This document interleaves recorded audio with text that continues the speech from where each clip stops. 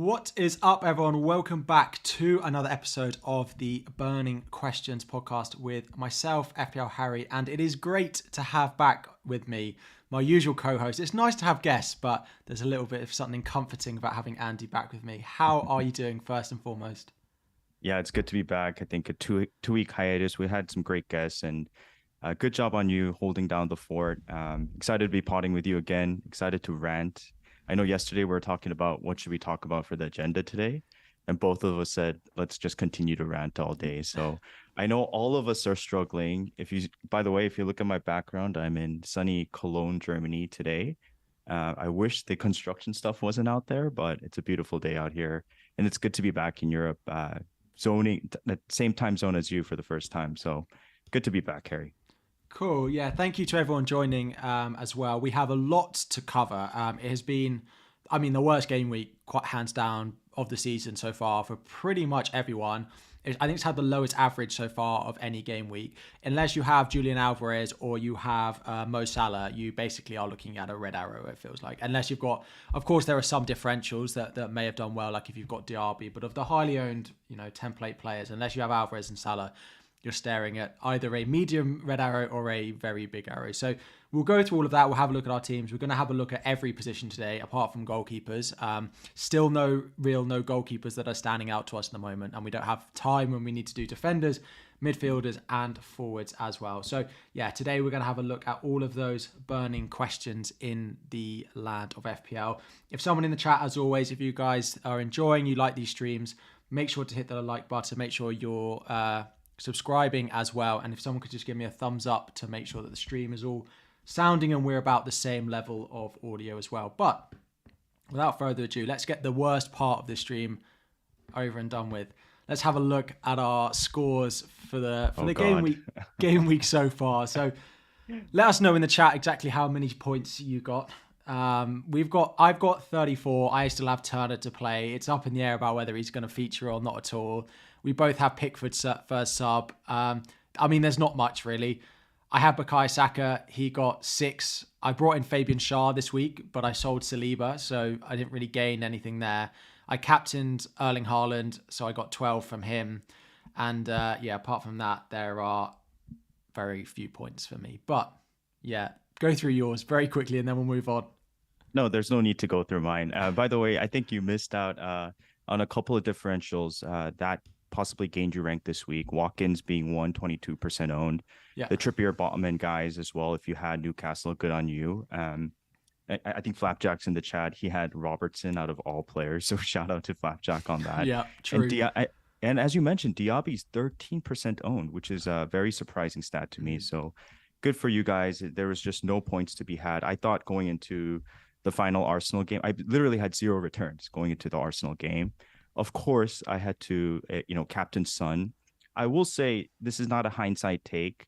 I was a little hesitant on captaining Son. So in the end, I went with a sort of gut vibe type of thing. He's my favorite player. I do have to go for him when he's a genuine shout this week. But I was afraid that Ainge hasn't proven himself against the low block yet. So I was just thinking that there was only going to be 1 or 2 or 3 maximum goals, and whether Son would be involved was the chance I took. Yeah. But it wasn't like a very convincing captaincy shout. It was sort of a vibe thing for me. So I'm very lucky that Haaland, after 5 big chances, got away with 1 goal.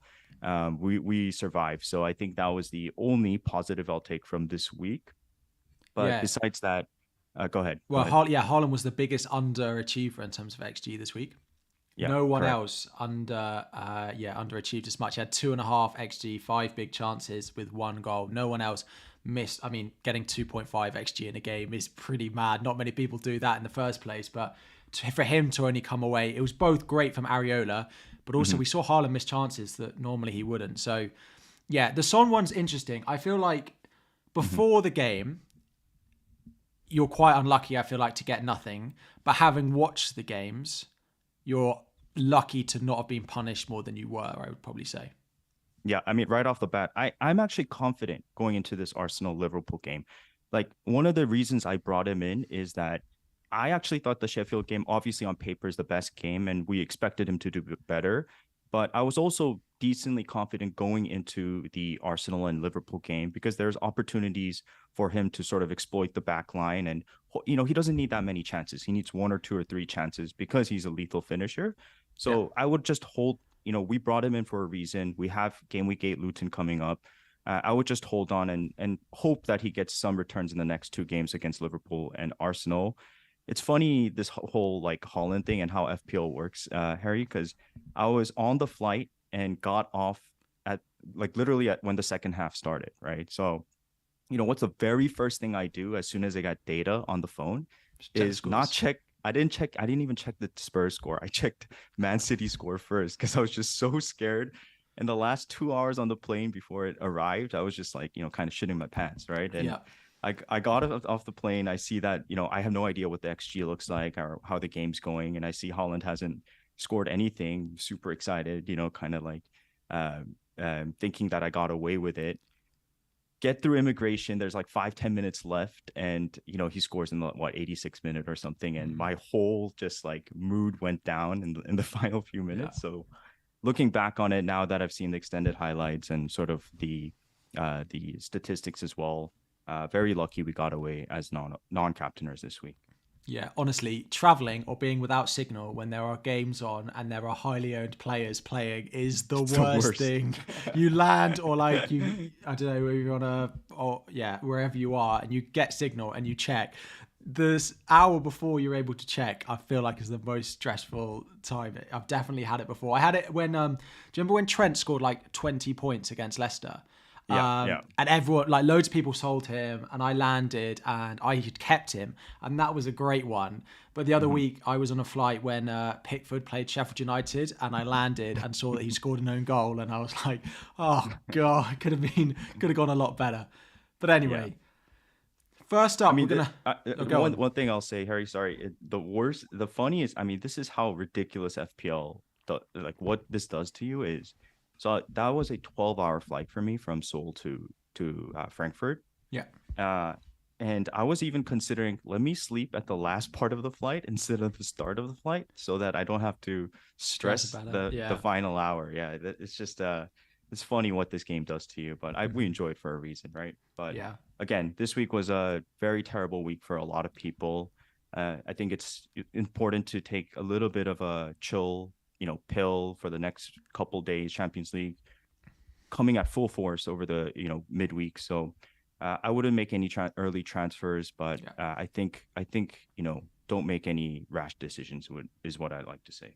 Yeah, I've just realized that you get Gabriel off your bench, don't you, for a Stupinant? Correct. So you get a little. But even that, I'm not happy with it because you Saliba owners have one up on us. So well, I don't have Saliba. I sold him this week. Oh, okay. I did. So my transfer this week was Saliba to Shah.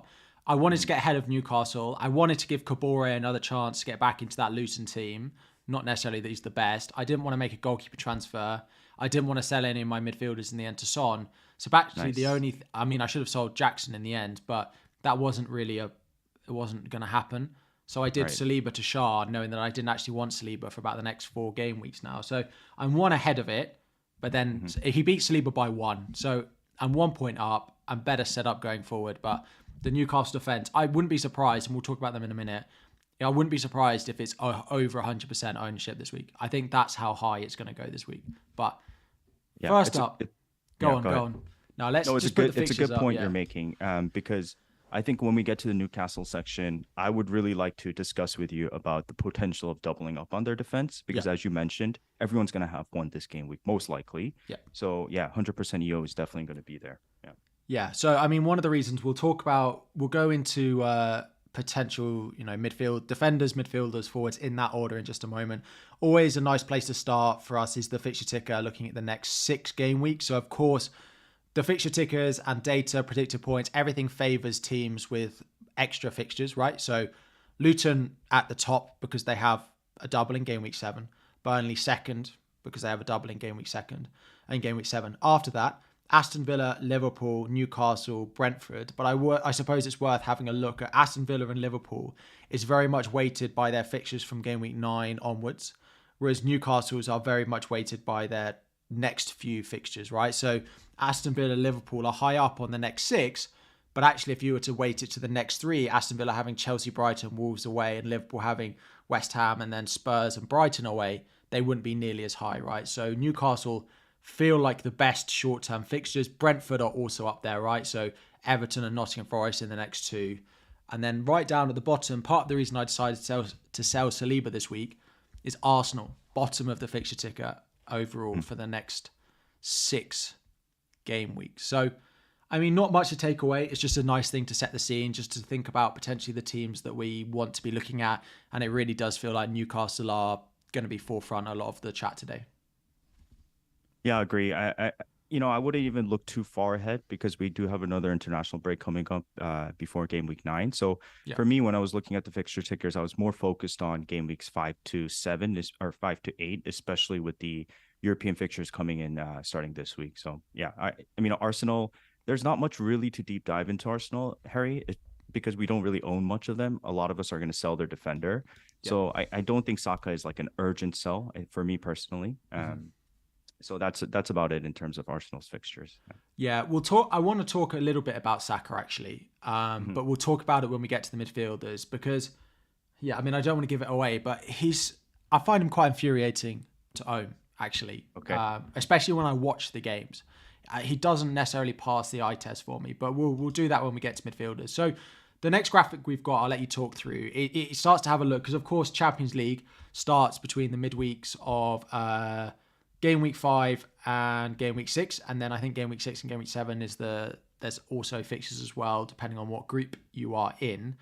So, yeah, this has a look at the spacing that each of the clubs has between games, so you can start to see the likes of Manchester City, Arsenal, United, Newcastle having a lot of red spacing, which I think is a 2-day clear gap with no game on. So if the game is in the evening, it doesn't count that, right? So, yeah, I mean, I'll let you talk through this one. Yeah, so the red gap is 2 days. So for example, if they played on Wednesday and then they played on, I believe, Saturday, that's like a 2-day gap in between because you got Thursday and Friday. This is by Lego Mane, the great Lego Mane, on Twitter. So do give him a follow if you have a chance. It's a very good graphic for times like this when fixtures congestion starts to come into play. And it's also good for us. It's very easy to analyze if you like really look into it. And we just have to look at the next, I would say 2 or 3 or 4 game weeks before game week 9 again. And the Man City one is very interesting to me because a lot of us, Harry, are talking about Alvarez, but I have some concerns with this congestion, right? So they just played and on Saturday, they get a 2-day rest. They play Champions League at home tomorrow. So it is an easier opponent. I can't even pronounce the name, but I'm assuming it's an easier opponent. Again, Champions League is one of those animals where there's no real easy opponents. It's just one of those allures of playing in the Champions League, right? Yeah, well, it will be the team that was pot 1 will play pot 4. So it will be the weakest team in theory in their group. Okay, great. So let's say that, Man City does really well and are able to finish the game off early, which as FPL managers or Alvarez owners, we are kind of hoping for. They get some rest and then they get a solid 3 days. So Wednesday, Thursday, Friday before a Saturday, I believe it's a 3 p.m. game versus Nottingham Forest. And so we assume that Alvarez will likely start this game, right? We would we have to go, if you're going to bring in Alvarez this week, you have to bet that he's going to start this game, or we get a leak that he starts this game. Yeah. But you have to keep in mind next week, there's a very important matchup against Newcastle in the Carabao Cup after Sunday, Monday, Tuesday, 3-day rest. So again, 3-day rest. I believe that fixture is away. Yes, and correct. From there on, Man City have like 3 or 4 away games in a row. So another very big factor moving into the following week. So they play that game next week, I believe, Wednesday. Yeah. But the fixture I'm really worried about, Harry, is the one after against Wolves on Saturday, which is, I think, a Thursday, Friday rest, and then it's Wolves. Saturday, yeah. Correct. And then a 3-day rest before Leipzig in Champions League again. And then 3-day rest for Arsenal, which I'm not worried about the Arsenal game. Most likely you're going to field your strongest team, which Alvarez seems to be part of. So if we were bringing him now, let's say the Arsenal game in game week 8 is a lock. you could also get away with it by, for example, bringing in Morris for the likes of Archer and just starting him over Alvarez, if just in case, he's not available for that game week 8 fixture. Do we, assume that he's going to play this game against Wolves next week? It's a question mark to me, right? Yeah.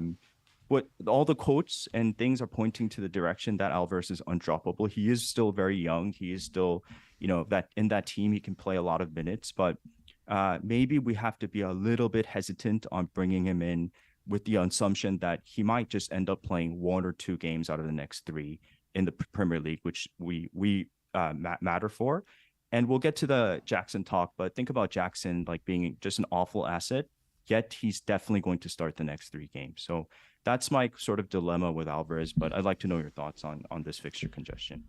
Yeah, I mean, the only thing stopping Jackson playing the next 3 is on 4 yellow cards, which is crazy, right? So he's 1 yellow away from being suspended, which is very possible. He doesn't look like he's got the mental strength to not get booked as well. Right. I watched Chelsea play and he's shouting at the ref all the time, and it's happened every game. I think 3 of them have been not for tackles as well, which seems crazy, but it could be that he gets suspended.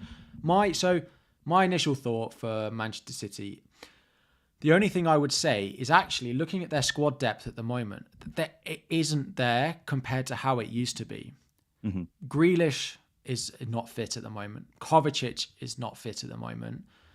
So there is a little bit of... They've, of course, sold Cole Palmer as well, who, that Newcastle Cup game would be ready-made for Cole Palmer to start, for example.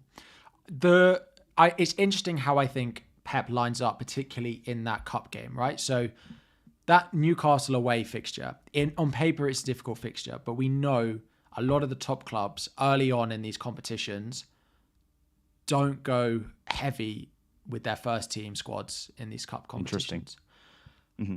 And I mean, it feels like, and it probably doesn't happen, but it feels like managers agree on it, because both when Chelsea played against them last year, there's suddenly 2 second string 11s coming out, and it's like they've decided between them that that's what they're going to do.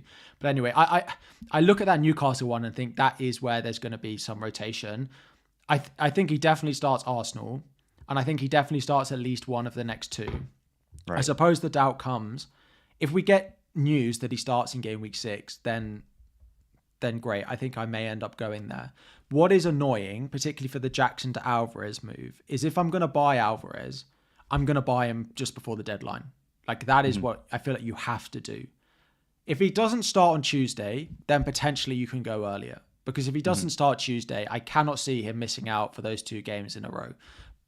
But I think he's going to start Tuesday. So if he does start Tuesday, you have to wait till Saturday. But the issue with that is Jackson's going to drop at least once, and Alvarez is going to rise at least once. So that's a minimum of a 0.2 swing. It could even end up being 0.3 or 0.4 come the deadline, depending on how much goes close on that Friday night, which is what concerns me.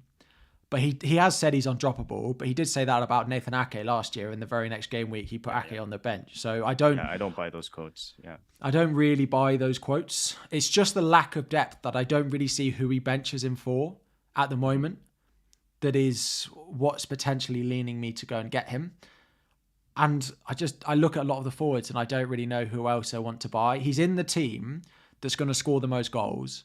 And when he creates chances for someone else, he's creating chances for other players who are the most likely to score them as well. So it's not like you look at some of the Chelsea players and they put up 1 XA, for example, and then maybe they get an assist.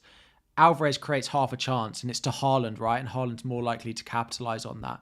So he doesn't need as good as underlying data as some of the others to start getting those returns. He's also a great finisher. I am going to keep an eye on it. And if he starts Forest, I think I'll buy him. I think he'll be in my team. Slightly off topic, but yeah, I think it's a good place to start. Alvarez is a good example of it. No, it's not off topic. And just a couple, 3 things on that. First thing is you concerned about price rise. I think it's genuine, right? Because for me, as someone who lost 0.2 on Gabriel, I can't believe I still have him. When that wildcard comes and we want Salah, Haaland, I haven't done this exercise yet, but there's a potential that point something is going to make a difference in getting maybe an another 8.0 midfielder versus the field. So that's the thing about price rise is that I would also be I would also consider as a factor in my decision making. Yet, we have to bet on the fact that he's playing this NFL game this Saturday. If he doesn't start this game, I just don't think he's worth it. Let's say he starts this game. That's the alternative I presented to you, is that maybe you don't have to trade out Alvarez in game week 7. If there's any news that he doesn't start in game week 7, you could get to the Morris through, I don't know how much Morris costs, but I still have enough money in the, how much? 5.5. Okay, so it's quite expensive, but the alternative I had is if you don't go Trippier, you could do Archer to Morris and just have both those players and have him before you wildcard him out in game week 9 or 10, right? So that was another thinking I had. But yeah, the Alvarez one is tough. And the last point I'll make is that we're talking right now about this fixture congestion, and I'm presenting to you how, they have 4 away games after the NFO and they have very little time in between games. So I'm concerned about the game week 7. But, FPL Spaceman on Twitter made a very, very good tweet that I really enjoyed. I'll try to not curse. He says, FPL is a bit like playing chess against a pigeon. No matter how strategically I plan my moves, the pigeon just knocks over the pieces and who's on the board. So it just goes to show maybe Alvarez's points are there to be had this game week, and we might be over planning just because of fixture congestion. Yeah. Just on a couple of the other teams then, very quickly, because City, of course, are a hot topic. Manchester United, I can't see Rashford and Bruno missing games. Whether we want to keep them or sell them is another thing. And I think it falls similarly for Arsenal, that I don't see the likes of Saka missing games. Martinelli out now, potentially for a while. We don't know the length of that injury. Gabriel Jesus and Nketiah are probably concerns for me because we could see either of them start. But I think Arsenal and United, I don't see a massive rotation. And Newcastle, we've spoken about it to death, that in attack, I see a lot of rotation, as we saw at the weekend, right? And in defense, I don't see very much. I think I would disagree with the United situation, Harry, because let's take a look at the United fixture congestion here on Lego Money's chart. Okay, so United, right? I think we're a bit blinded by how good their fixtures look on that initial fixture ticker you showed. Yeah. But if you look at this congestion period, first of all, they're shambolic right now, right? They're not playing well. Yeah. Yes, Bruno and Rashford are playing well, but they're very reliant on Rashford, and the team is not looking good. And I go back all the way to when I think United were playing really well after the World Cup, when Rashford was in the form of his life and Ten Hag had sort of conquered this pressing in the Premier League, and they were playing fantastic football. But remember at that period, we were thinking about, like, once the European fixtures come into fold, like, United assets are going to really struggle cardio-wise. Yeah. You sprinkle Europa League as well as their run to the Carabao Cup final last year, and then a very intense sort of preseason as well. I think they're lacking the legs. The fitness is not there. There's players like sort of walking around in the fixtures that I've been seeing. And so they go away to Bayern on Wednesday, which is a very difficult fixture, full team at strength, and they're probably going to struggle in that game. 2 days after, they travel away to Burnley.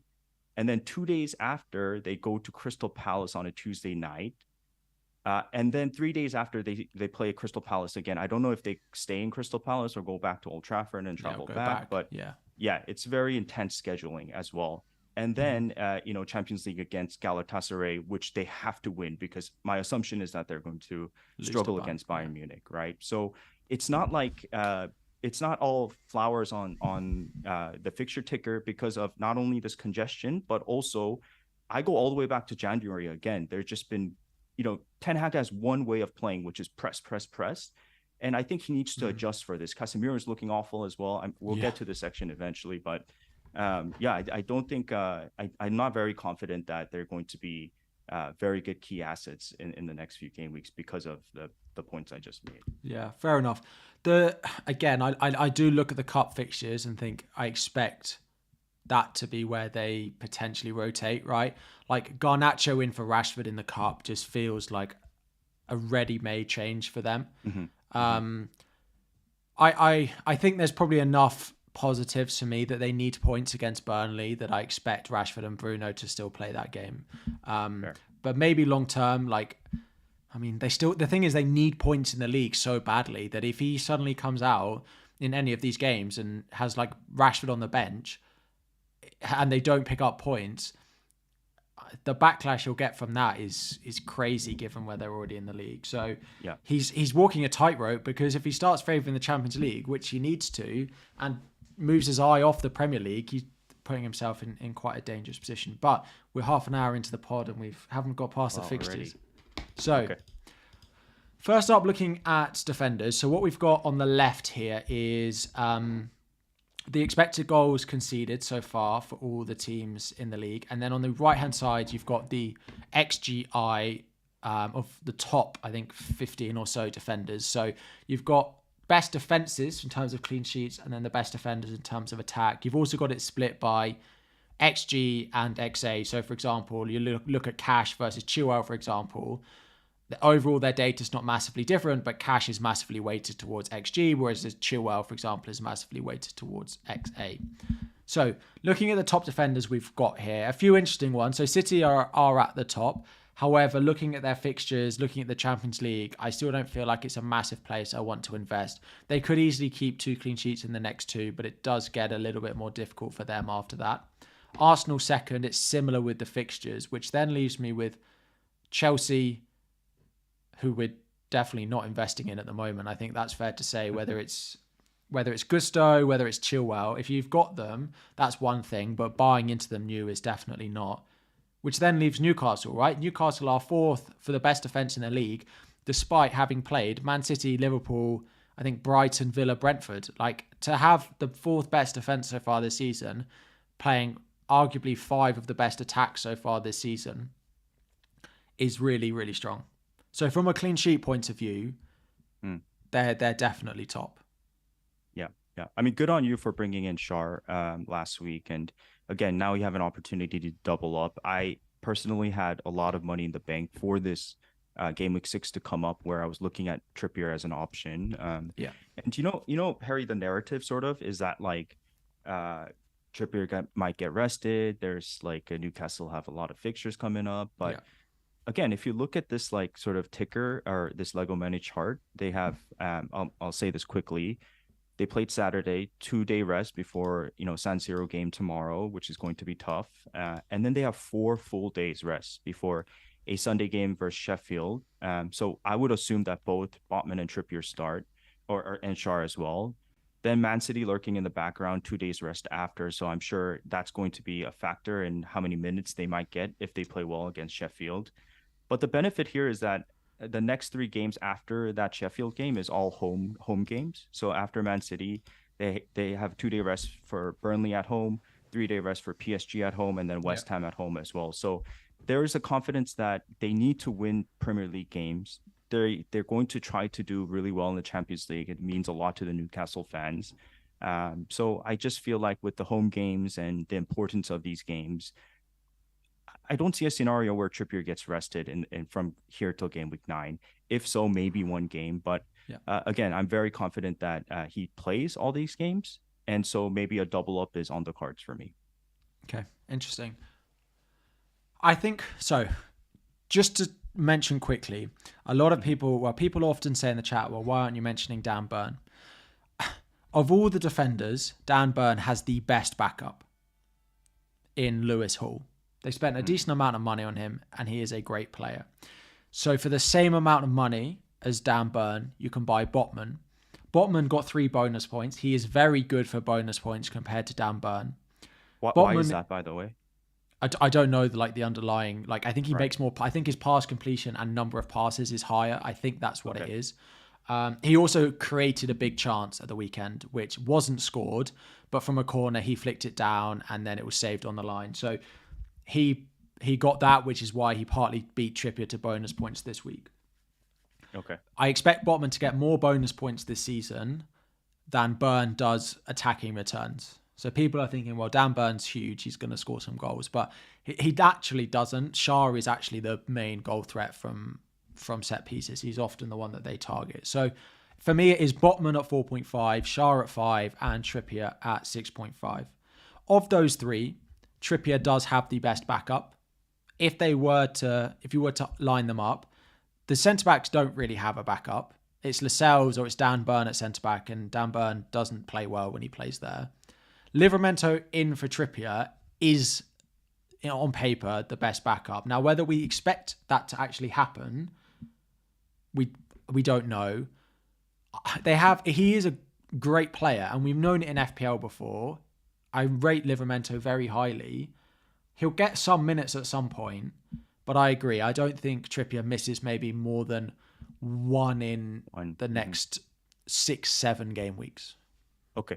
So, by the way, Tachon makes a good point. West Ham is a away game. I meant to say the previous 3 games before the West Ham game is a home game. So, thanks for the clarification. On that point, Harry, yes, I want to dial it back a little. I made a, statement that I think Trippier starts all the games. I'm confident that he has a chance of getting away with starting all these games, especially the Premier League games that we really want him to start for. But in terms of minute security, if you had to sort of rank the defenders 1, 2, 3, can you give your suggestion? Botman 1, Share 2, Trippier 3. Interesting. Would probably be my order. Yeah, so you're confident Botman and Share just continue to start. I just, particularly because Shah's backup is Lascelles, right? Mm-hmm. Because because he's the right-sided centre-back. In theory, they could play Burn left side, Botman right side, but I do not see that happening. So his backup really is Lascelles, and I just don't really see that coming. I think Shah's, I think 31. Trippier's about the same, I think, in terms of age. So Botman is by far the youngest as well. He's like 24, right? So I feel like Botman is by far the most nailed. Mm-hmm. By far, I feel. Well, I think they're all pretty nailed, but Botman is like 99% compared to the others being maybe 90, I would say. So yeah, Botman is definitely first. Shah, I feel like, is second just because of the backup being weaker compared to Trippier's backup being better. Okay, so if that's the case, and I think a lot of people are disagreeing with me about Trippier getting a rest, so fine. If do you think Trippier's sort of XGI is forget about price, worth going for, because I think price is not a non-factor for those that might be able to bring him in. Would you consider him over? Okay, let's say Botman is the number 1 pick. Would you consider him over Shah as a second pick? So I watched the Newcastle-Brentford game at the weekend, and I didn't enjoy not owning Trippier. It felt like the Trippier of days gone by. So if price was not a factor, which of course it is playing this game, the upside of Trippier's attacking returns is worth the additional potential rotation risk, is where I'm at. However, if you do start to add in the price, does that sway it a little bit potentially? So one thing to bear in mind is if you're going Trippier is when you're going to wildcard, right?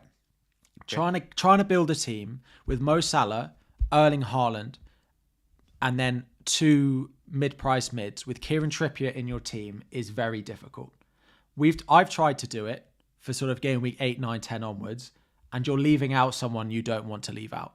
However, if you go Botman or Share or both of them, it makes life easier to do. Now, if you're going to wildcard in game week 8, 9, or 10, and that is your route to go and get Mo Salah in, then I feel like going Trippier now is a no-brainer, because the upside is there, and you can take the money out of Trippier when you go to play your wildcard, so you can do it that way.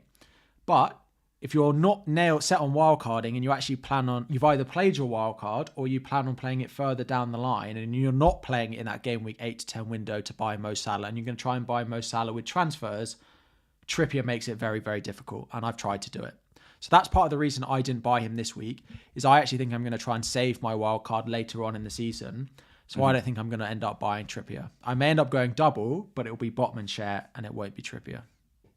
I mean, we're going on a tangent here, but have you figured out a way to get Salah if you're going to wildcard later down the line?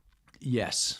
And how can you yeah, so I mean, I could do it this week, I could do Chilwell to Botman. I could do Bruno to Salah, and then I'd sell Jackson. I'd have to get Morris. The only slight downgrade there is if I could do it and it was Jackson to Alvarez, Bruno to Salah, and then Chilwell to Botman, I would have done it already, I think. But the Morris downgrade over Alvarez is something we'll talk about. I feel like that's a big enough downgrade to make it, to doubt it, to do it this week. But I think I've got enough routes to get there. I think it might take a -4, potentially a -8. But I think a -8 is worth saving the wildcard for. It won't need anything more than that, personally. In the way, that's why I went Shah this week. It's why, there's been a few things that I've just tried my best to save a little bit of money to do. So go ahead. So I suppose my conclusion to people is, if you are going to wildcard to buy Salah, or you already have Salah, Trippier is first. If you're not, then it's Botman. Yeah. Very interesting. I mean, West Ham, Aston Villa, Diaby, Bowen, they might become a factor by the time 9-10 comes around for someone like you who's trying to save it. And I see good reason to save it because it's not like super, super drastic differences, right? Plus, the next wild card is going to be way later down the line. So there might be a huge advantage to saving it for, let's say, game week 15, 16, 17, 18, something like that. So interesting. You're bringing, it's good that we're having this Newcastle conversation because, I didn't really consider Shar and Botman double up over Trippier, but sounds like if we're wildcarding in game week 9 and 10, Trippier is a no-brainer, according to you. Nice. The final question: is there any defender you would buy this week that doesn't play for Newcastle? Or is it simply, if you are buying a defender this week, you buy one of them? If you've already got one, you buy another one of them. Is it as simple as that? Or is there any defender you'd buy? Yeah. Again, my perception of this is a little bit skewed because I've been sort of really bullish on, not bullish, but really sort of planning towards a game week 9 or 10 wild card. So if you look at the fixtures from here till then, there's no real like fixture screamer in terms of teams with great defensive fixtures. But I was like looking at that Brentford Newcastle game, and I really wanted Jensen in my team. Only issue is he's a midfielder. So besides that, I don't think there's a clear shout. And Newcastle double defense not double, but Newcastle defender, I think, is the priority if you're going to go make a defensive switch this week. The only other one, and just to mention, if you are wildcarding in game week 10, Brentford have Everton, Forest, Burnley as 3 of their next 4. It doesn't sound like Rico Henry is going to be available. We don't know anything for sure, but it doesn't sound good for Rico Henry. But there are others in there at a cheap price, like Pinnock, for example. But you only have 3 good fixtures in the next 4, whereas Newcastle have 4. They're probably the only team that I would even slightly consider, but I think I would just buy the Newcastle guys. Because Rico Henry is the most attacking, and if he's not going to play, then you are just buying for clean sheets. So you may as well buy Newcastle for clean sheets. Correct. I mean, I wouldn't go say it's a bad decision. I still believe in Brentford as a team, and I feel like regardless of the XGC stats, they're a very solid team, right? So maybe if you want to go differential, I get it. Try to get their clean sheets. A very important question on defense, Harry, is that we haven't talked about Chilwell. True. Oh no, do we have to? Chelsea fan. We talked previous to starting live today, right? Like, I'm not so certain that selling him is the right decision, but what are your thoughts on Chilwell? So I have just seen a tweet from Scout on him, but it's quoting what Pochettino said yesterday. There are very mixed reports about why Chilwell missed out. Pochettino said that he wanted to play a more attacking player, but the commentators said that he had a knock, which is really weird. Why, if he had a knock, did the commentators have information that wasn't given publicly? Were the commentators wrong? Or was Pochettino just not telling us everything? So there is a lot going on. I found it bizarre that he was benched. I really did. I thought Mudryk starting was the right decision, but then we still have Levi Colwill playing left back. So Chilwell at left wing is an experiment that hasn't worked so far this season. But why suddenly is Levi Colwill playing left back? Maybe he doesn't want to unsettle it, but I don't really think that works massively. I personally think he comes back in for the Villa game, but I don't quite know where. The issue with Chilwell at left back and Mudryk at left wing is they both come centrally. Neither of them like to stay wide. So they both end up occupying the same space, which Pochettino doesn't massively love. Okay. I can't see us. Again, it's weird because he's vice captain, right? And with Reece James out, he's naturally our club captain, which shouldn't necessarily make a difference. But Pochettino made him our vice captain. It's not like he inherited Chilwell in that position. Poch made James our captain and Chilwell our vice captain. Like, he saw them and decided that that's what he was going to do. So I personally think he comes back in. Whether then the system against like Fulham and Burnley the couple of weeks later means that Mudryk is favoured in those games again, I don't know. But just because he comes back in doesn't mean I necessarily expect him to score any points. So I find it hard. Jackson, we'll talk about, is a much easier sell for me than I think Chilwell is. But if Chilwell downgrade, frees up money to do another move, then do it with no hesitation, I think. But I think Chilwell is a harder sell than maybe some of the others, because I do expect him to start against Villa, but I don't necessarily expect us to beat Villa. So, yeah, very, very interesting. I also agree with you. I think it was a tactical decision, which is pretty wild. I think the commentators got it wrong. I don't think they know fully. I'd be surprised if Poch came out and said it was sort of an injury-based decision or a tactical decision. He's probably not going to say much. But if you look at the sort of Lego money chart once again, it's not like Chelsea have the worst sort of rest days in between, right? Yeah. So I guess my question to you is that, first of all, most of us are going to go to a Newcastle defender through an Arsenal defender, is my assumption. So do you go make that second move? Or maybe some people have to do the Chilwell to Newcastle move, which is fine. If that was a second sort of move you were making, and I get the point you're saying that Aston Villa clean sheet's going to be hard to come by, Chilwell position is a question mark. Is he going to get attacking returns? You know, Chelsea have been shambolic, but they've also just kept a clean sheet. Do you think he gets the starts between Villa, Fulham, and Burnley the next 3 Premier League games? Do I think he starts all 3? Probably not. Really? Okay. Yeah. I would say I'm not confident he starts all of the next 3, particularly with the like Burnley, Fulham games. Yeah. Fran is saying the team balance looked not great with Chilwell coming in. Left back. It's different when they come on as subs though, compared to like he hasn't played there at all this season. So it has been like a little bit in pre-season, but generally it's been like 4 months since he's played left back. So I'm not that surprised by that. If he comes in from the start, then I think it looks much, much more comfortable. We just are not like, we're not going through this season. I refuse to believe we're going through this season as Levi Colwill as our left back. I love him and I rate him, but he's not Ben Chilwell as a left back, who's been at times one of the best left backs in the country, so in the league. So I think he plays, but I'm not confident at all he plays all of the next 3. And if that's the case, then like there's not much point holding on to him. Yeah, and also to add on to that, it's not like his rotation with the other popular defenders we have is great.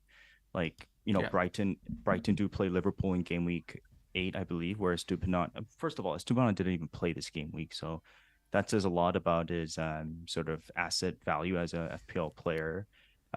You know, I think maybe, you know, it's not like Udogie can play the next 2 game weeks either, unless you're banking on attacking returns against Arsenal and Liverpool. So, yeah, potentially Chilwell is going to be a hard sell for me, but there's still that allure with Chilwell, right? Just that sort of underlying bias that Chilwell, James, Tuchel, you know, amazing attacking defender is still sort of the storyline for me. So it's going to be a tough sell, but I do think that if you're going to go to a Newcastle defender, it's fair play. Cool. onto midfielders. So all we've got up on screen now is, I think, the top 15 or so defenders by XGI, and then you've again got it split by XG and XA, so you can see the breakdown. So of course you want someone high up on this list, but you also want someone who's weighted towards XG over XA. So for example, Umbuemo's stats is exactly what you want, right? So high up, top of the list, and it's all weighted towards XG. Whereas you look at Bruno, third on the list, but he has more XA than he does XG as well, right? So, I mean, the main things we need to talk about here. Firstly, we can mention the Spurs performance, but I think a lot of people are just, Spurs now just fall into hold, right? So they play Arsenal and Liverpool in the next two. I don't think you're investing new.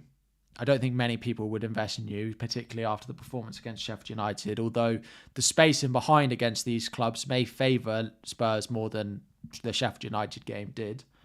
But I don't think you're investing new, and I also don't think you're selling them either. So just, I suppose, Spurs is the first talking point because they were the big talking point going into game week 5. They're just holds for me.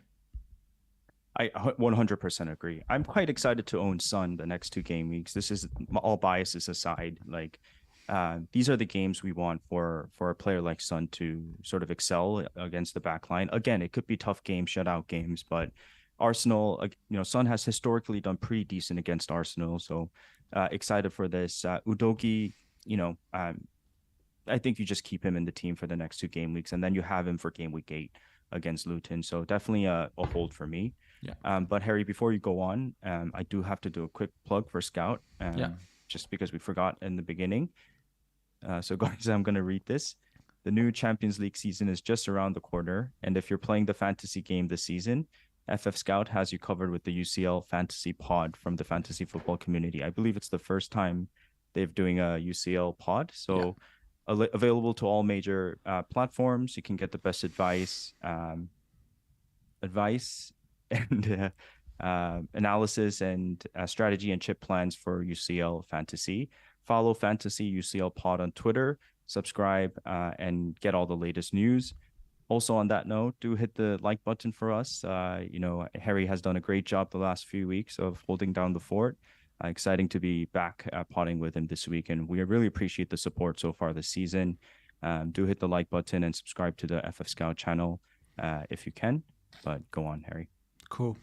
So the next one is Manchester United, and just before that, I want to read you some breaking news from all over the Manchester United forums as they come in.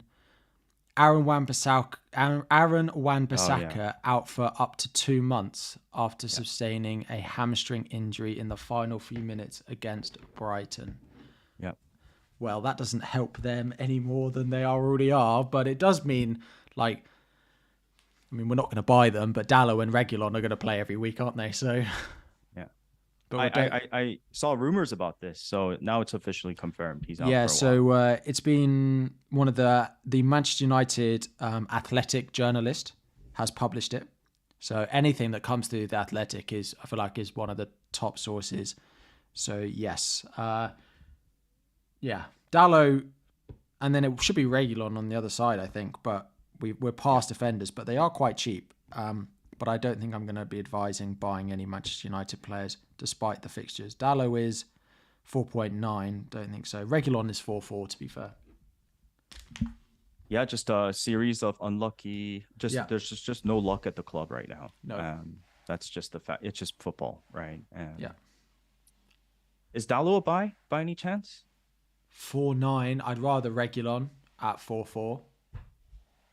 Their fixtures are decent. I mean, we did talk about their congestion, but we know Dallo's going to be playing. Reguilon's probably playing week in and week out now, right? I can't see who from their squad would play left back. Mm-hmm. I don't know how long Luke Shaw's out for, to be fair. I feel like it was a while, but I don't know how much, because that was a couple of weeks ago. I still think he's out for a while, but if you're buying Reguilon, probably worth having a look at how long Shaw's out for. But anyway, to talk about Manchester United, I would say the biggest talking point in midfield this week, if it's not Spurs, first of all is maybe Sterling. Sterling for me is if that free kick goes in again, right? People aren't necessarily that worried on Sterling, but it does go hand in hand with the Chelsea performances. He is highly involved, but I did see a return of 2022-23 Sterling over the past couple of games. And that was my worry after the Luton game, is that he will just regress to what we've seen before from him. Sterling is a happy sell for me. The issue is actually suddenly is who on earth do we buy in the midfield, right? Because suddenly I was like, well, I'm going to sell Fernandes this week. And then I looked at the options and I thought, I don't actually want any of them this week. Diaby's next 2 games would be the one, right? But he plays Brighton and Chelsea in his next 2. He can score against them, right? But am I selling Sterling with Villa, Fulham to Diaby? Am I selling Fernandes with Burnley this week to go and buy Diaby away at Chelsea? Chelsea have not attacked well, but we've defended okay so far this season. So I suppose there's 2 points there. Is A, do we want to sell Fernandes, Rashford and Sterling? But actually, is there anyone we want to replace them with? I am very surprised you think Sterling's a sell. I thought Sterling was fine. I mean, how many players in the Premier League can dribble through a team and get to sort of the inside the 18-yard box? And again, it's a team-based thing because Nicholas Jackson can't score from half a yard away from goal, and we remember that XG chance, big chance he had in the previous game week. But yeah, you're just, I think Sterling as an individual is doing fine. You just think the team is not performing. That's Sterling. The team performances would really concern me. He's definitely the best attacker that we have. But are you talking about the goal against Luton where he dribbled through and scored? No. I felt just over the last few games, he's been still quite threatening as a player, right? But I just never have seen end product from him in a Chelsea shirt consistently for so long. And Sterling hasn't done anything for years. It's a little bit harsh in the chat, but it's the consistency of actual finishing chances that I haven't seen from him. And then, okay, maybe he's going to create chances, but it's Jackson trying to get on the end of the chances, which is then equally concerning. Yeah, fair. So I think people will end up holding him because the replacements are not there at the moment. Yeah. There's only 2 midfielders in the game that I'd want to buy this week. That might seem crazy, but I think there's only 2 in Bryan Mbeumo and Mo Salah that I'd actually be actively wanting to transfer in this week, which then leads me on to when I talk about Bruno Fernandes and Marcus Rashford, that I might end up keeping them for Burnley. Marcus Rashford's looked really good in the past couple of games. From an FPL point of view, it's been great because he's been very selfish. He's had a lot of shots in goal and he's been highly involved. And Højlund coming in has been very good for Rashford, I think. Yeah, I agree. Bruno's been less good over the past 2. Rashford was not great in the first couple and has got better. Bruno was good and has got worse. Yeah. I mean, he's playing center back, right? So, no, I get it. I think in the chat, Alex Micah makes a good point. Sterling has been an amazing footballer, but the fact that the team's not performing exactly why he's a sell, I get it, right? Just that game you guys should have won. I mean, you guys have spent like $1 billion recruiting these players. You know, you should be winning against Bournemouth, even though, hey, shout out Bournemouth fans, like great club, but you know, Chelsea, for the amount of money they're spending, should be winning these games, or at least, you know, get very unlucky for not winning these games. But you're just, as a team, is just shambolic right now. I don't know what Pochettino's doing. Mudryk is, Arsenal got away so far. Maybe he, you know, comes a good player in due time. But yeah, maybe we'd be talking about it differently if Jackson converted that Sterling assist the previous game week, and you know, Jackson and Sterling both scored. They both hit the post this game week. So that's my only sort of thing I would like to say. I think Sterling is a great player individually, but you make a very good point. You can be a great player, but in FPL, we need returns. And the fact that he's not getting returns is a problem. Yep. In terms of United, I really regret selling Rashford over Bruno for Son. They have one way of attacking right now, and that is to feed Rashford and let Rashford do that individual brilliance off the left and try to score. I don't think he moves to the right, although Garnacho is not even close to being Premier League level yet. And, you know, maybe Bruno goes out right, but Bruno he needs to be playing higher, and they just don't have the right players to, you know what it is? Like Casemiro is just unable to support he used to cut off players if things went sour, right? And even, Man United fans are very bullish on Martinez being a great player. He is a great player, but Martinez's level has dropped too. If Casemiro missed a cutoff, Martinez used to come up and sort of become a double Casemiro, if you know what I mean. And I think that core line is just really struggling. Again, I go back to the beginning of the pod where we talked about their fitness issues are all the way from the start of January.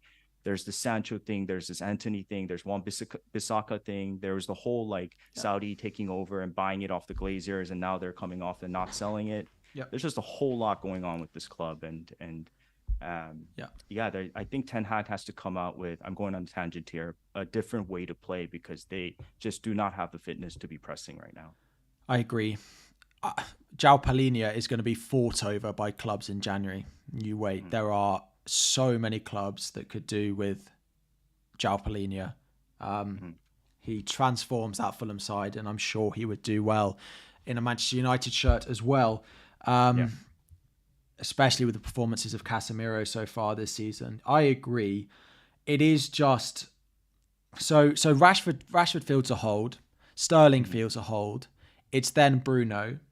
Maybe it's I watch football a lot of the time from an FPL point of view, and I want to see Bruno further forward. I think he's more effective there. But I genuinely think they are better when Bruno Fernandes is playing in at least the 8, if not the 10. 100%. Right? 100%. He's so wasted playing deep. He should be close to the striker, next to Haaland, way up there. Yeah, correct. If they had a front 3 even of Rashford, Højlund, Fernandes, they'd be in a much better place than they are now. But anyway, so I suppose the question is okay, right, if we're deciding that Fernandes is sellable now, is who do we end up going and buying, right? So this is the issue that we have, is actually replacements for him. Someone's asked about Eze in the chat, but I have a real... Teams know if they mark Eze out of games that they have a real good chance of beating Palace. We've seen it several times this season, which is a concern for me. Diaby's fixtures over the next 2 are not worth me selling Bruno for. No. So I still come back to the fact the only 2 players I'd sell Fernandes for this week are Brian Mbeumo with Everton and Forest in the next 2. Even then, it's a question. And then Mo Salah is the other one. I don't think there's anyone else that I would buy, particularly looking at the data and the fixtures. I don't see anyone else that I sell Fernandes for this week. And I already own Mbeumo. Yeah. So it's fair. I think the decision making is simple because of the facts that there's nobody clear to go to. Again, I think we need patience. It's we've been talking really bad about, Chelsea and Man United for a good reason, but all it takes is one good game week, right? And so just hold on, I would say. I'm going to hold on to Bruno. I mean, I've been considering doing Bruno to Rashford again if I had no other transfers to make, but I think, Bruno can easily get some points. He has more routes to points than Rashford, I believe, right? So yeah, I agree. There's no one really to go to. And I did the Salah thing. I tried to do Bruno to Salah, but it's just a lot of surgery to do that. So yeah, if you have Mbeumo already, Mbeumo, what a great pick from the start. Already a 0.4 rise, Harry. Yeah. So not much to go to in terms of midfields. I agree with you. Happy with Mbeumo. He was I was very bullish on him start of the season, and happy to see it paying off. I agree. A few people have said West Ham assets, but realistically, are we selling Fernandes away at Burnley to buy James Ward-Prowse or Bowen going away to Liverpool this week? Absolutely, if you want to consider it in game week 7, when United have Palace, who are pretty stingy, versus if to go and buy West Ham assets for Sheffield United, then potentially, but I don't feel like you do it. It's not one of those that I'm going to do this week. Cool. Yeah. So the final thing is very quickly on forwards. We spoke about Jackson. We've spoken about Alvarez.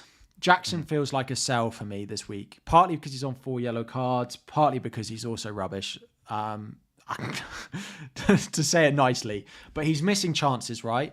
And actually, he wasn't highly involved, right? His data was good for the first few, but he hit the post from like 30 yards. And yes, he hit the post, but the keeper had it. Like, if it was going inside the post, I think he would have saved it. So Jackson for me is a sell. The question is who do we buy in his place? And there are a few options, actually. Alvarez is the main one. Edouard continues to put up good data. and has good fixture this week, continues to put up good data. Ollie Watkins, you go ahead of the Aston Villa curve. And then the only other one that I want to throw in there is Callum Wilson. The reason I mentioned Callum Wilson is Callum Wilson started this weekend. I presume Isaac will start the Champions League game midweek. Is it too much of a risk to try and predict what Eddie Howe's going to do? Yeah, we've been there, right? We've been there last season. Yeah. There was a big variance between picking Wilson over Isak. I remember I picked Isak, and I was very envious of the Callum Wilson owner. So if you look at that experience that we have, it's almost like it's already hard to predict who's going to start. Yeah. But Callum Wilson is always going to play through central. And if they both start, Isak's going to move out left where he's pretty much not a good FPL asset, right? So I get the enticing factor with Callum Wilson. Yeah. But it's just too hard to predict who starts and who doesn't start unless you confidently look into the Lego Manager chart and think about where you think he might start, and you go for it according to your own beliefs, right? But there's no right or wrong answer as to how many games he'll start and when he's going to start is my opinion on Callum Wilson. Cool. So then, any thoughts on Edouard? Presumably, I mean, he's probably maybe I'm just being blinkered, but I just don't think I'd buy him. The fixtures are okay. They play Fulham and Forest at home in the next 3. But outside of that, it's United away, Newcastle away, Spurs. Like, the fixtures are not great. They're good short in the next 3. But if you expand that, you'll end up selling him. And I don't think I would buy him over Morris. And I'm not that bullish on Morris anymore. But I think I would buy Morris before I bought him. Strong words there. Yeah, so it does leave me with 2 forwards in Morris and Alvarez. Of course, Morris has the double in game week 7, whereas Alvarez doesn't. Is probably the second best forward in FPL at the moment, outside of Erling Haaland. So it's just, for me, it's Alvarez or taking a punt on Morris. But with me trying to save my wild card, Morris is a transfer in and a transfer out. That's 2 moves that I don't think I've got spare. And the chances are they'll fail to score in one of the next, looking at game week 6 and then game week 7 combined. So those 3 matches, they'll probably fail to score in at least one of those, looking at the way they're attacking. So it's not even like, it's like they've got 2 single game weeks effectively. So I'm quickly going off Luton and Morris, having looked at them. Unless you're wildcarding game week 8 to 10, then maybe you want to take it as a punt, right? But if you were not wildcarding after game week 7, soon after, I don't think you buy Morris. Yeah. It's a transfer, 2 transfers wasted on him. Again, the point about Morris is if you're wildcarding 9 or 10, then he's a genuine option in game week 7. We always want the double game week players, even though they play for Luton. Again, the question comes down to, do we want Edouard or Alvarez? And if you think, sure, Edouard's minutes are more secure, but think about Alvarez. We talked about it in the beginning. We are assuming he starts against Nottingham Forest. We're assuming he starts in game week 8 against Arsenal. So right off the bat, you have 2 fixtures. And if he doesn't start in game week 7 against Wolves, which is the one I was questioning because of the tightness of fixtures, then you have Morris that could potentially play there again as your third striker option if you're able to get there. So I don't know. Edouard and Crystal Palace, it's just never been an enticing factor for me in terms of bringing them in. It's a personal opinion, but if you want to bring him in, he's been looking good. So fair play. Yeah. Cool. A final couple of shouts that I think are worth mentioning from the chat. The first of which is Awanyi. Of course, Nottingham Forest play tonight. The issue with them is they go away to Manchester City in game week 6. So if you want Awanyi and you decide Awanyi is your best forward, you probably keep Jackson this week and you play Jackson at home to Villa and you buy Awanyi in game week 7 for Brentford at home. I don't see a world where people buy Awanyi this game week, really. If you've got Jackson, I'd rather chance it on Jackson against Villa than go Awanyi this week. The other one is Dominic Solanke.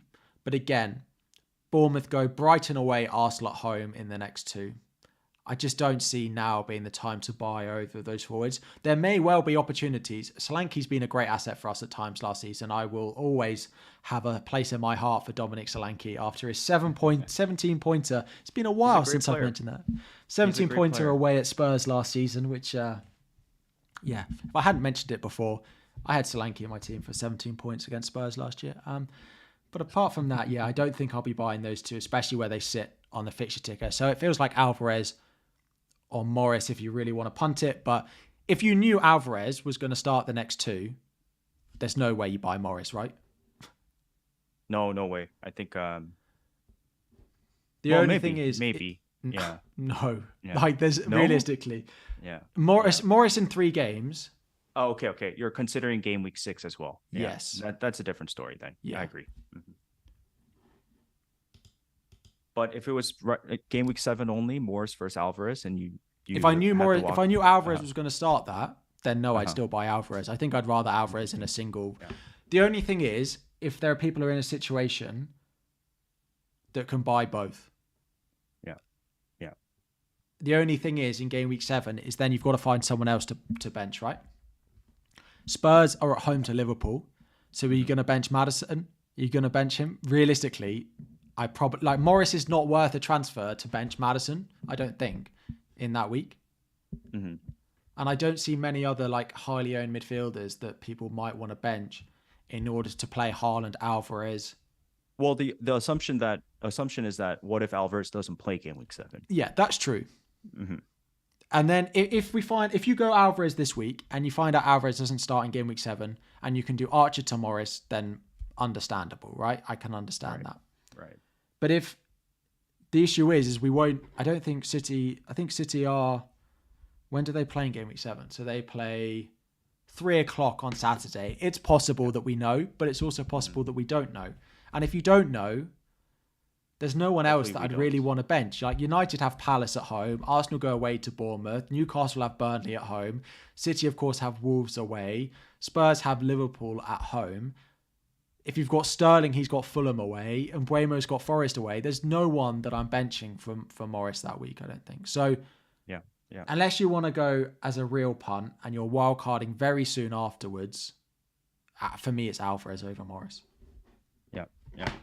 Fair. Cool. We've been live for just over an hour, so it's our longest one yet. We have done defenders, midfielders, forwards as well. So very quickly, just looking at our teams for next week, taking into account what we have said, what's your plan going into game week 6? 2 free transfers for you or just 1? Yeah, 2 free transfers, 2.2 in the bank. Okay. One thing I would like to mention, by the way, is that rank is so doesn't matter, to be honest. First of all, our ranks up here, I don't think they even include our post subs, as well as we have Turner left to play. I think what's more important is that it's how many points you are behind or forward against the engaged managers, which we're playing against. And I think I'm only just 50 points away from the top 10K, for example, which goes to show how close I am to top 500K, top 100K, whatever it may be. It's just 1 or 2 hauls, or a 2 or 3 players playing better than 1 player from the general public, let's call it. So I would focus more on the points to be had. And again, I got away from a Haaland disaster class in terms of captaining Son, but it was just a 4-point difference, right? Because Son 4 plus, I think it's just a 10 versus 14 point difference. So just a 4-point difference in the end.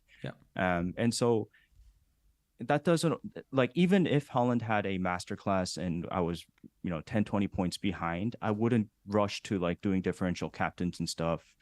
We've played 5 game weeks. There's still 33 game weeks left to go, double game weeks, and all sorts of stuff to come up. So just kind of be patient for those that may be in the 2 million, 3 million rank. It's not a factor. It's just how many points you are behind. So this game week, I'm thinking about doing Trippier for sure. So I can easily get from, what's his name?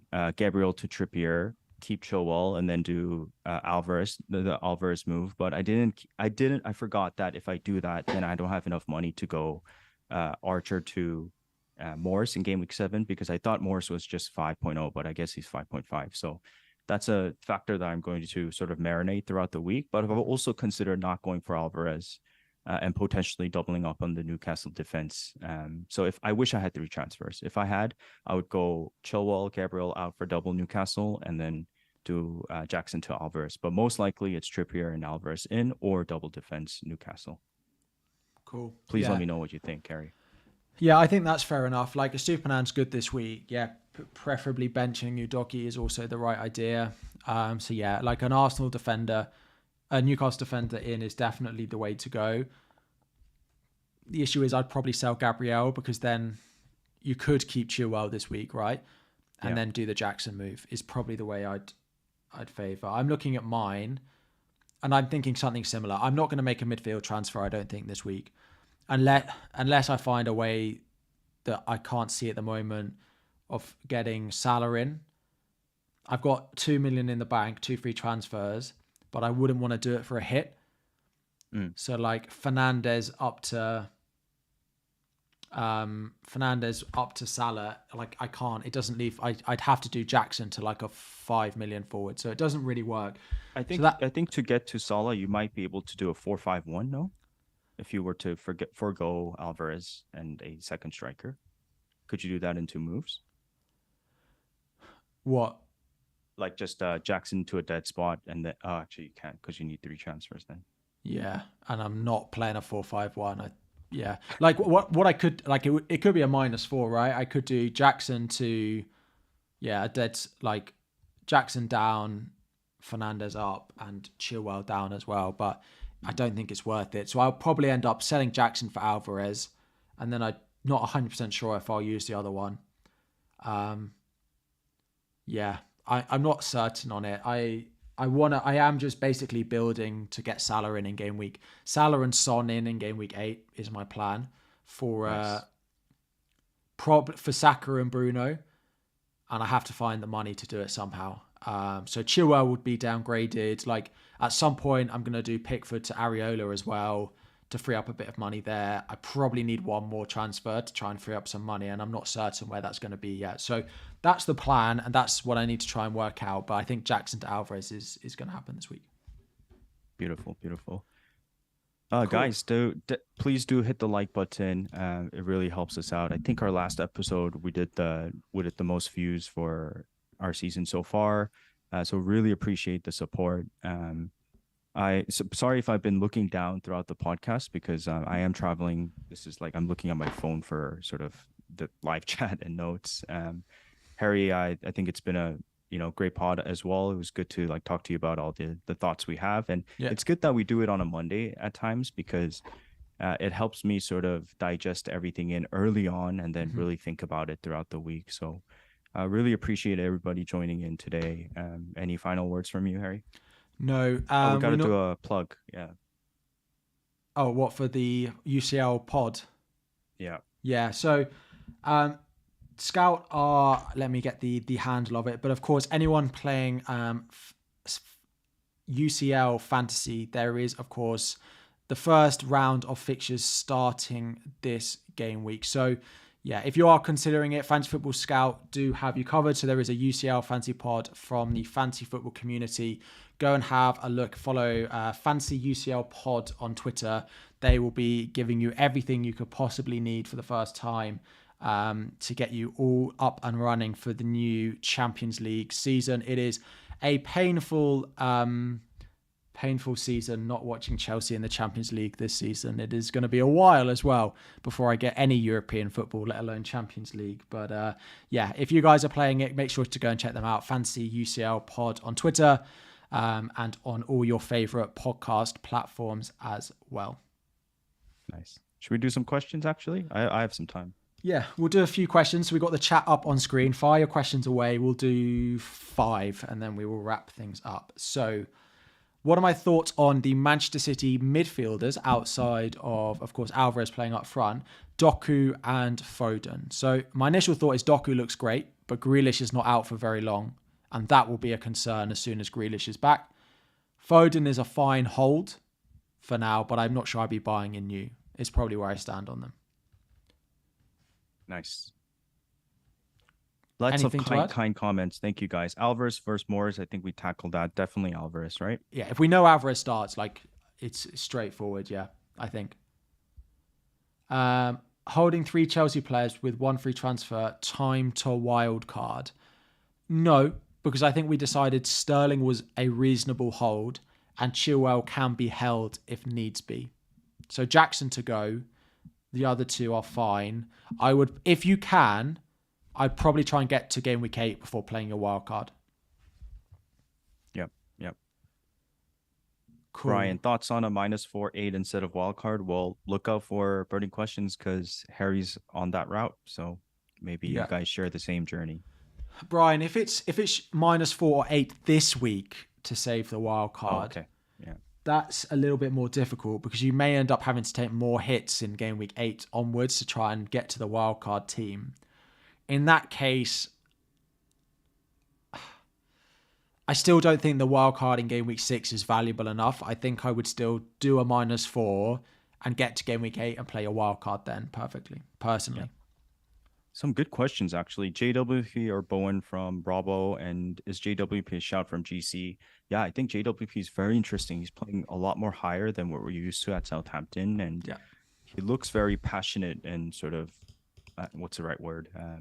Looks good. So, yes, at the same time, I am not sure, if he's a viable pick over the ones we have already. So yeah, I agree. Not sure I'm there. He's one of the ones that I'd buy if I was playing draft or I was like trying to enjoy the game rather than just like focusing purely on trying to like gain rank. He's a fun player to watch. He's playing very far forward, but with their fixtures of Liverpool, Newcastle, my sensible head says now is not the time to be buying them. Agree. Maybe 2 more? Yeah, thoughts on a game week 9 wild card. So the issue with game week 9, so game week 8 is when Liverpool starts.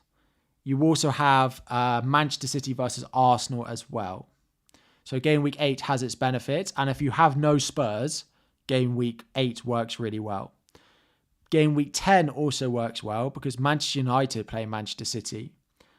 Plus, there are other fixture swings in there. Like Villa looks really good, particularly from game week 10 onwards. And you can actually go then with 1 Spurs asset. You'll probably have to pick either Son or Maddison. Whereas if you wildcard game week 9, you'll probably have both for 1 week and then have to sell one to try and get to the squad that you want. So I don't really feel like 9 does anything more than 8 or 10. So I think 8 and 10 are probably the best 2 weeks, in my opinion. Nice. One Good more? breakdown there. Yeah. Where do you want to go?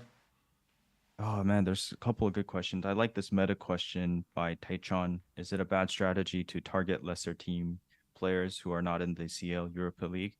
I mean, you don't even have to do that because Spurs, Chelsea are not in Europe, right? So they're not really like lesser teams, so call it. But I don't think it's that straightforward, like those questions.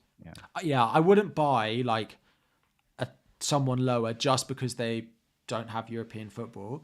But it does mean the likes of Spurs do become very appealing as long-term holds because chances are Son, Maddison, Udogie are going to play almost every game. Yep. Cool. Russell, we talked about Newcastle strikers. If you want to go back to it, we'll do timestamps after. But yeah, there we go. Yeah, no Chelsea. Yeah, that's true. Chelsea don't have Champions League, but still wouldn't be buying them probably. Cool. Well, that is all we have time for today. Thank you all very much for joining. Andy, great to have you back. I think we'll be back, the two of us, for the foreseeable future now as well. There is a lot to think about this week, but it does feel like one of those game weeks where everyone needs to take a little minute, accept that good FPL picks do blank in some game weeks as well, and actually just look at your teams and decide which are good assets that blanked and which are actually bad FPL assets going forward. Enjoy yourself. It's a lot to cover this week. Yeah, one last thing I'll say for the few remaining. Again, please do support the channel, hit the like button. And before the pod, I was talking to Harry about us bringing Pross on as a guest very, very soon. I'm excited for that. And Harry had to, if you're listening, Harry had to say, I think Pross has gone a little rogue this season. So I'm excited to have my brother back and sort of pick apart his brain on how he's been doing this season. But yeah, hopefully as a guest very, very soon. Yeah, definitely. It'll be nice to have him on. It was just I suddenly saw a side to Praz where he decided to go and get Son this week. But I was like, God, look at him go. Look at him go. I wish I could have been that bullish, but then, none of the mids ended up scoring anything. Anyway, thank you all for joining. Have a great rest of your week. For podcast listeners as well, do give us a 5-star review. Thank you all very much for listening, and we'll be back again next week. Thank you, guys.